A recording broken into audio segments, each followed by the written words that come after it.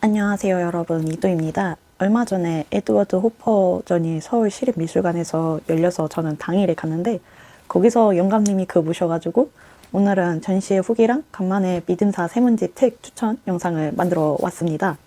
전시의 후기부터 말하자면 사람이 정말 많아가지고 사람에 치여서 아주 힘들었는데요. 예약을 하고 간 건데도 사람이 많다 보니까 이제 입장 확인만 10분이 걸리더라고요.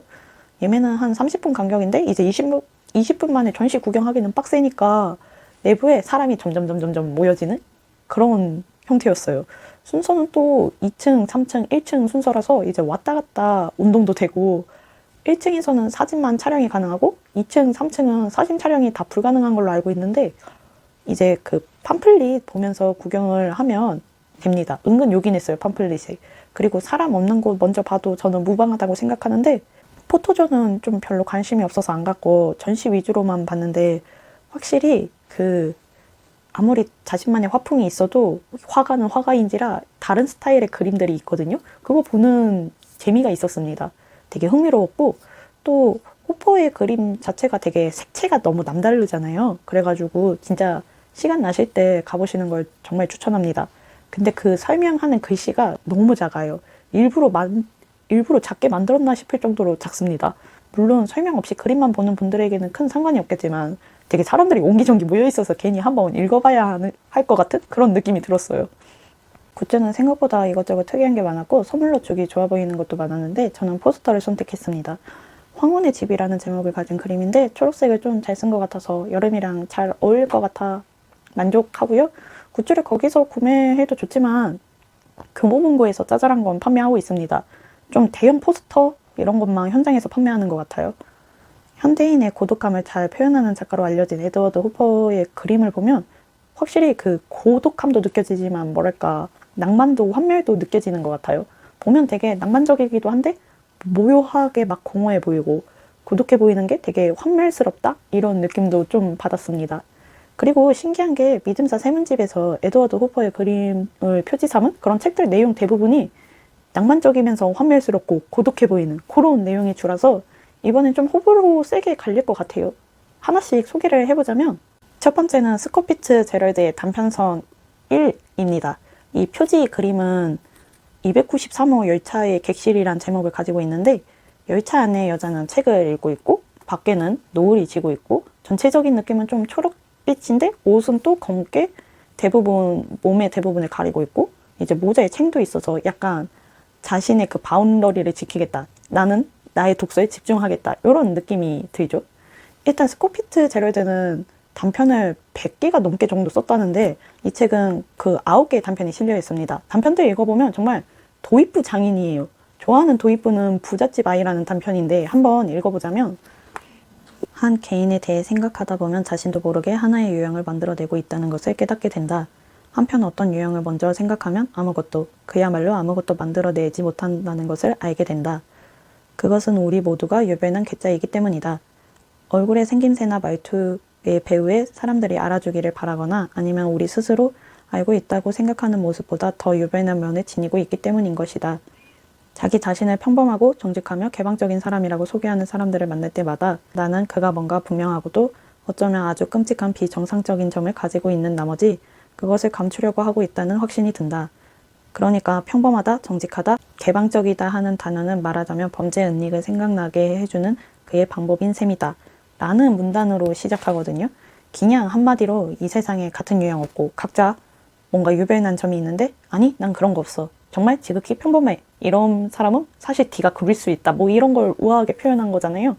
저는 이 단편보다 컷클라스라는 단편을 더 좋아하는데 시작은 구석기 시대가 있었고 신석기 시대가 있었으며 청동기 시대가 있었고 그리고 오랜 세월이 흘러 마침내 컷클라스 시대가 도래했다. 로 시작하거든요. 이 단편은 나름 호러입니다. 호기심 많은 로저 부인이 좀 미녀인 파이퍼 부인네 집에 놀러와서 인테리어 막 칭찬하면서 소품 중에 막 저 커다란 컷클라스 그릇 이쁘당 뭐 이런 식으로 얘기를 해주는데요. 그러니까 파이퍼 부인이 저거 사연 있는 거라고 7년 전 자신이 결혼하기 전에 자신을 좀 쫓아다녔던 칼튼이란 남자에게 이블린 당신과 같은 딱딱하고 아름답고 속이 텅 비어 쉽게 속을 훤히 들여다볼 수 있는 물건을 선물로 보낼게 막 이런 식으로 말해가지고 좀 쫄고 있었는데 막상 이쁘고 큰 컷글러스 그러시니까 그냥 냅두고 있는 거라고 해서 로저 부인은 에이 뭐야 별거 아니네 이러면서 흥이 다 깨졌거든요. 그래서 그냥 집으로 돌아갔는데 로저 부인이 좋아할 만한 치정은 2분 후 얼굴이 아주 잘생긴 청년이 되게 매가리 없이 파이퍼의 집으로 찾아왔을 때 벌어집니다. 청년의 이름은 프레디로 이블린이 남편이 눈치챈 것 같다고 더 이상 이제 만나지 말자 뭐 이런 식으로 그 불륜의 관계를 끊으려고 하니까 이제 프레디는 되게 비참하고 아쉬워서 막 머뭇대고 있었는데 현관에 발자국 소리가 들리고 이블린은 잽싸게 프레디를 식당으로 밀어 넣으면서 이제 이블린의 9살 연상 미중년 남편이 등장하게 되고 이야기는 좀 흥미롭게 전개가 됩니다.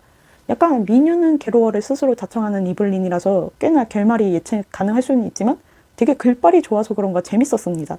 이 외에도 좀 개츠비가 데이지랑 환승연애를 찍는다면 이런 느낌일까 싶은 겨울 꿈이란 단편도 좋았고 기나긴 외출이란 단편은 제목과 달리 되게 짧은 단편인데 진짜 너무 슬퍼요. 알고 있지만 알고 싶지 않아서 자신을 속이는 일은 정말 타인이 볼 때 너무 슬픈 것 같아요. 그리고 비행기 갈아타기 전 3시간은 마지막이 정말 명문장이라고 생각이 들었고 이래저래 후룩후룩 잘 넘어가는 단편집입니다.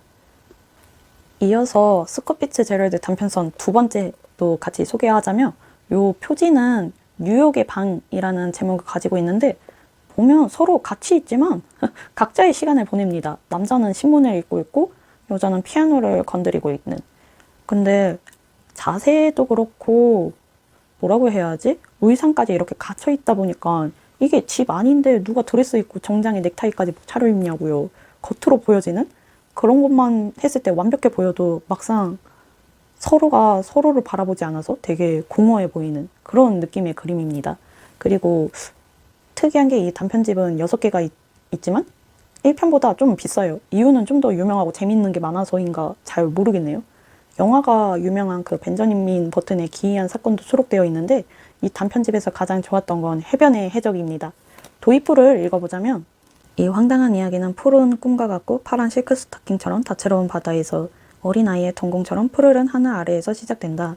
서쪽 하늘에서 태양이 황금색의 작은 원반들을 바다에 던지고 있었다.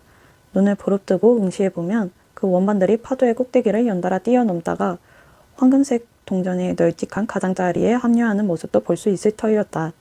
그 황금 동전은 1km 정도 뻗어 나가다가 마침내 눈부신 일몰을 이룰 것이다. 플로리다 해안과 그 황금빛 가장자리 중간에 우아하고 하얀 최신형 증기 요트 한 대가 정박 중이었다. 그리고 배의 푸른색과 하얀색의 차일 아래에서 금발의 여인이 긴 왕골 의자에 몸을 기대고 아나톨 프랑스의 천사들의 반란을 읽고 있었다. 로 시작하는데 와 묘사가 청량한 그 푸른 바다와 되게 골저스한 금빛 태양 아래 금발 미녀라니 이런 글을 어떻게 쓰는 건지. 아무튼 이제 요트에는 한 중년 남자도 같이 타고 있었는데요. 책을 읽고 있는 여자에게 아디터라고 부르면서 한 대령이 식사 초대했는데 그 대령 아들이랑 다른 청년들도 온다고 하니까 아디터는 이제 그 중년 남자에게 싫다고 막 책 던지면서 삼촌이나 가라고 이런 식으로 말을 합니다. 나름 부유한 집안이지만 거기에서 정한 그 룰을 싫어하는 아디터는 이미 사랑하는 사람이 있어서 팜비치라는 곳으로 가기 위해 요트에 오른 거였는데요. 삼촌은 아디터가 사랑하는 사람은 사교계에서 좀 소문이 개판나고 무슨 러시아 황제의 그 값비싼 팔찌를 그걸 받고 싶어서 그런 거냐고 막 타박하니까 아디터는 자신은 상상력이 있고 자신의 신념을 실행할 용기가 있는 남자가 그 사람 한 명만 받기 때문이라면서 사랑하는 남자의 그 추문 따위 쿨하게 수루해버립니다. 삼촌은 승내고 아디터는 다시 혼자가 된 그 저녁에 웬 합창단 소리가 들리더니 해적단이 요트를 습격하게 되는데요. 좀 우두머리로 보이는 번지르르한 남자가 하얀 자루 때문에 이제 법망을 피해 도망친 거라고 포로가 된 아디터와 이야기를 하던 도중 그 우두머리의 이름 자신의 본명인 칼라일과 그리고 왜 이 짓을 했는지 부자가 되고 싶어서 이런 거 이야기해 주거든요. 아디터는 좀 자유로워 보이는 칼라일이 되고 싶다 이렇게 말하면서 둘이 좀 티키타카가 잘 됩니다. 그렇게 이제 아디터는 칼라일에게 그의 이야기 듣고 싶다고 하면서 배짱 부리고 칼라일은 과거 이야기를 해주는데 왜 부자가 되고 싶은지 이야기해주면서 약간 시작은 좀 다소 험하게 했지만 둘은 아이러니하게도 사랑에 빠지게 되는데요.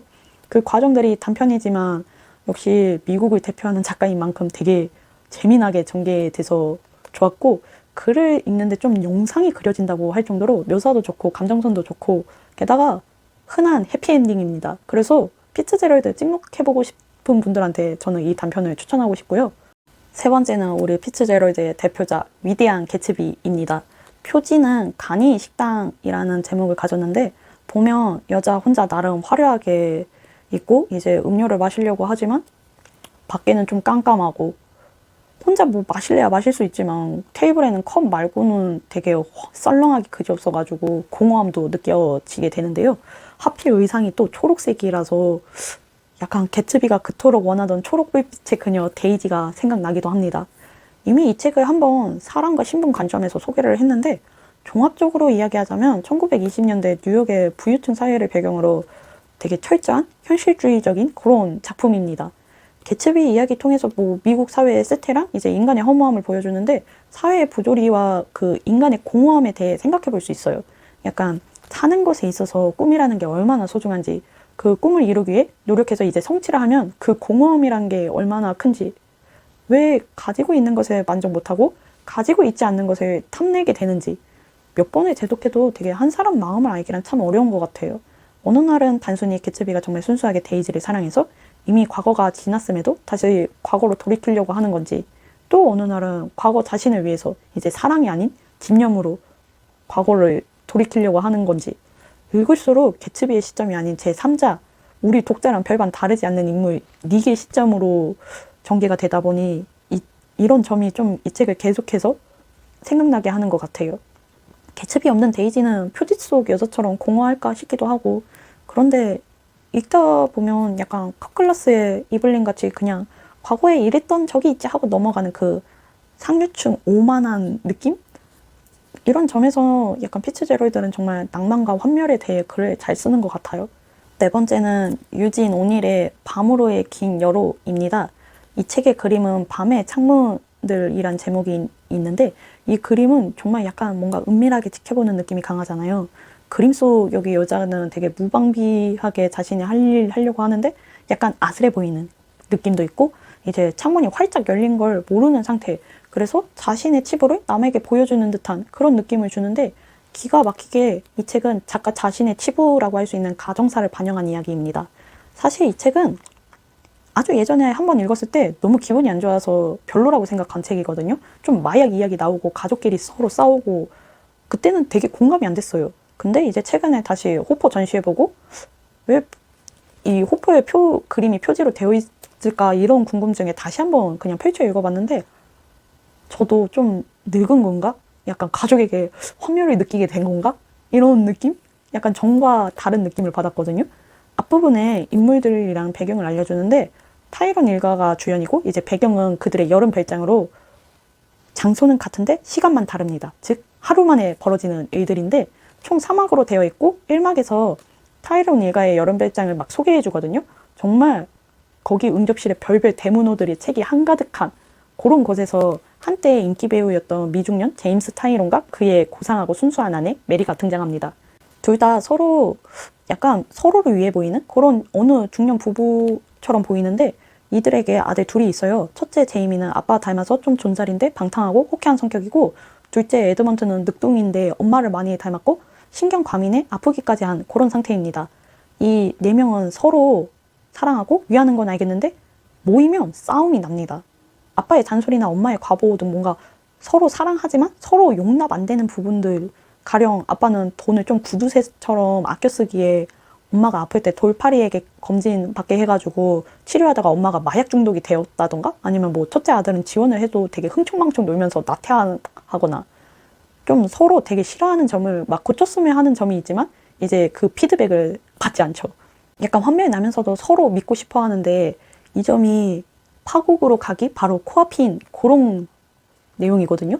메리는 가족들이 되게 막 자유롭게 시간 보내면서 자신은 외롭고 감시당하는 기분을 느낀다고 하고, 가족들은 행여 이제 메리가 정말로 마약을 해서 잘못될까 봐 그런 건데 이걸 의심한다고도 할 수 없기 때문에 이제 오해가 커지며 1막이 끝나거든요. 읽으면서 이 가족은 어디서부터 잘못된 걸까 싶은 그런 막막함이 느껴지는데요. 읽다 보면 정말 앞서 말한 대로 서로 사랑하고 아끼는 게 보여요. 그런데 그 시면을 보기엔 서로가 너무 두려워서 덮으려고 하는, 그러다가 이제 골마 터진 거고, 해설에 이 이야기 쓴 작가가 깊은 연민과 이해와 용서의 마음으로 썼다는데 예전엔 이게 뭔 말인가 싶었지만 이제 좀 이해가 가더라고요. 이 희곡의 배경이 작가 본인의 가족사인 건데 노력을 해도 안 되는 게 있을 수 있잖아요. 해설에서 유진 오닐은 메리에게 운명이 저렇게 만든 거지 저 아이의 탓은 아닐 거야. 사람은 운명을 거역할 수 없으니까. 운명은 우리가 미처 깨닫지 못하는 사이에 손을 써서 우리가 진정으로 원하는 것과 거리가 먼 일들을 하게 만들지 라는 말을 준 것도 자신의 가족을 탓하려고 하는 게 아니라 이제 정말 어쩔 수 없었음을 이제는 이해한다고. 그래서 연민도 하고 용서도 한다는 걸 보여준다는데 예전에는 타이런 일간에 이입을 해서 다들 왜 저래 봐. 아빠는 구두쇠에 엄마는 마약 중독자에 형은 뭐 입만 살아서 나태하고 동생 놈은 애가 아픈 것도 아픈 거지만 사춘기가 너무 시게 왔는데 이러면서 이 일가의 그 겉모습에 포커스를 뒀다면 이제 이 희곡 자체가 작가 자신이 남에게 보이기 부끄러운 그런 가정사를 보여줌으로써 그때 그 상황 자체를 이제 연민한 정말 누구의 탓도 할 수 없었던 가족들을 이해하고자 썼구나 이런 점이 더 눈에 들어오게 되면서 이제 나름 읽을만한 그런 작품이었구나. 좀 찐 피폐물이니까 참혹한 거 싫다면 진짜 비추하는데 비극이야말로 문학이라고 생각하는 분들은 좀 많이 취향일 것 같아서 그런 분들한테는 추천합니다. 이제 마지막 외제인 다비의 북 호텔이라는 책인데요.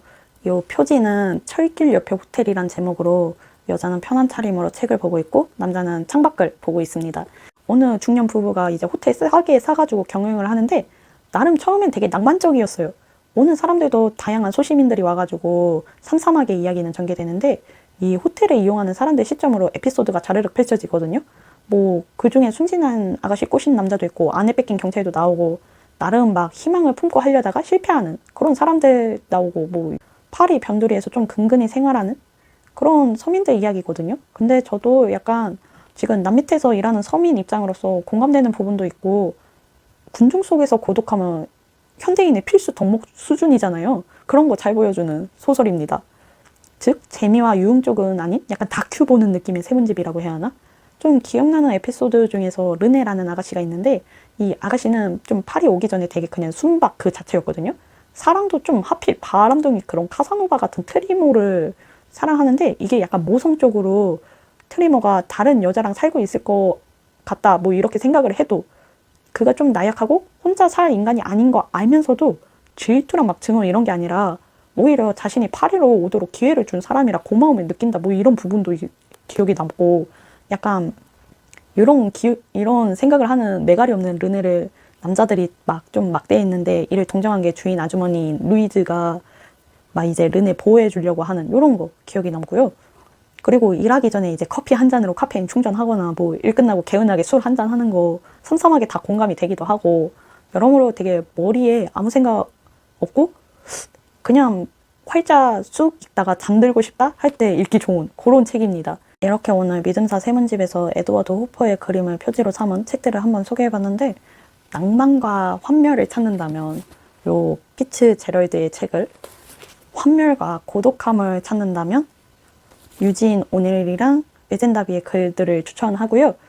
호퍼의 그림 속 인물들은 그냥 자신이 하고 있는 거를 자연스레 하지만 이 공간이 살아서 마치 그림 속 인물들을 엿보는 듯한 느낌을 주기에 약간 남의 시선을 신경 쓰진 않지만 그럼에도 남들은 나를 지켜볼 수 있다는 그런 현대에서 공감되는 그림들이 많다고 느꼈거든요. 그래서 이제 문당속 잘하고 찬문당속 잘하고 그렇다고 단절된 삶을 살자는 건 아니고요. 약간 사회적인 동물로서 공존을 위해 꿈을 꾸잖아요. 그래서 이제 꿈을 꾸기에 좌절도 하는 거고 비극 없는 희극은 없다고 모든 게 충만하면 권태롭기 마련이니까 모든 적절한 그런 중도의 비율이 있어야 함을 다시 느끼게 되었습니다. 오늘 영상은 여기까지였고요. 시청해주셔서 감사합니다. 다음에 만나요. 안녕.